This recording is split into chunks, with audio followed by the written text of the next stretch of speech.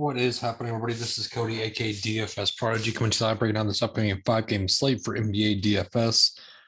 We have a good 5-game matchup on our hands. Before we begin, like I said, hit that like button for me. Definitely subscribe to our YouTube channel. As I you all know, we're here breaking down this 5-game slate. So the resistant sponsor of this show is PrizePicks Daily Fantasy. It's a great app if you're getting started with daily props. You can share the overs or under on assist. They already have some of the NBA up on the board, which will beat over 30. Just a couple that I'm already liking is if you want to go look at the Kyrie assist, I don't mind taking that already at 5 and over. I think he can easily clear that. But as you can tell, they have all sorts of sports. I do tennis every now and then. I try to do it every night, but they have already the Miami Open up and the Marbella and the Lugano. So just a couple of prize picks if you want to check that out. Use my promo code down below. But let's start it off with the first game for the NBA slate in Philly at Detroit. On the Philly side, this is the easy matchup. I imagine this is going to be a blowout. I think that they're going to get a lot of run off the bench. That's where I'm kind of trying to play this game out. Is I don't like doing that, but this just seems like a matchup that should be in Philly's hands clearly. So Joel beat up top 11-5. He's in the smash spot. He's one of the spin-ups that you can certainly get to. If you want to look at James Harden at 10-2, he's been kind of overplaced lately, but I don't mind him. Twice here, 6-7. I think that's still too cheap for his upside that he brings to the table. Tyrese Maxey, I don't mind him at 6-5, but if you want to play the blowout game, I think that Niang at 4,000 is an interesting option. You could look at Shake Milton at 3-1 to get additional run. So it's just a couple guys that I'm liking.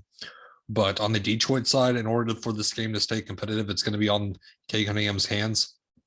At 8-7, especially with no Jeremiah Grant. So Sadiq Bey at 7,000, he's going to see more minutes.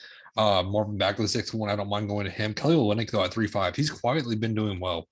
If you want to look at his prior stats, he's seeing about 15 to 20 minutes, but he's still looking good in the minutes that he's getting. He's a value at 3-5 that you can certainly get to be different on this slate, given that it is a 5-gamer.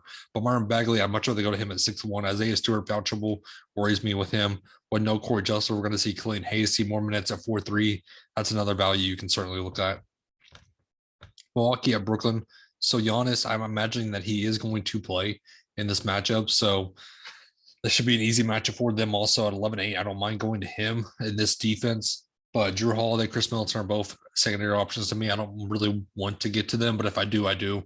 Bobby Portis 6,000. No, thank you. Grayson Allen 4,000. Very score independent. We know how he is. And then Brook Lopez at 3-9. Still a little bit too cheap for the minutes that he is getting. On the Brooklyn side, KD and Kyrie, how much they go to Kyrie at 10-7, just based on recent form. Andre Drummond 6,000. Still seeing good minutes with LaMarcus Aldridge back in play. But the rest of the team, I'm just not getting to, honestly, on the Brooklyn side. Cleveland and Atlanta. On the Cleveland side, no Evan Mobley, no Jarrett Allen, no Dean Wade.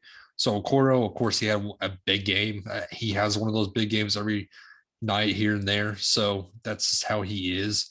If we look back, he 20-point game, but I still don't trust him. Much rather go to other value. But Darius Garland 10-1, I do like him in this matchup. Lauri Markkanen 6-4, going to see more minutes. Kevin Love, I don't mind at 5-9. Karis LeVert looked good at 5-8. People are going to chase that game, but I still don't mind him.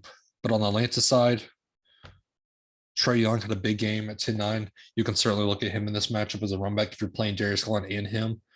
But Bog 6-3, I'm not really a huge fan of. I'm much looking at other secondary options personally.